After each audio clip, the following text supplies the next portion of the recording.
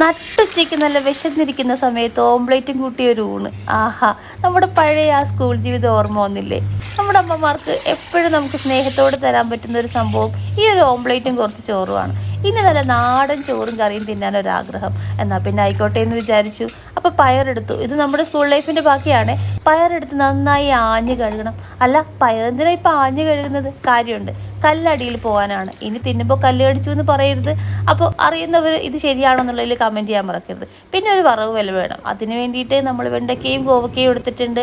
വെളുത്തുള്ളി, മുളക് പൊടി, മഞ്ഞൾപ്പൊടി, പെരുംജീരകം, അതുപോലെ തന്നെ കുറച്ച് അരിപ്പൊടി, ഉപ്പും കൂടി ഇട്ടിട്ട് ഒന്ന് കൂട്ടി തിരുമ്പി എടുത്തിട്ടുണ്ടെങ്കിൽ ഇതുപോലെ വറുത്തെടുക്കാം. ഇനി നമ്മൾ പയറൊന്ന് താളിക്കണം. പല നാട്ടിലും താളിക്കുക, തൂമിക്കുക എന്നൊക്കെ പറയും. ഞങ്ങൾ കൊച്ചിക്കാർ താളിക്കുക എന്നാണ് കേട്ടോ പറയുന്നത്.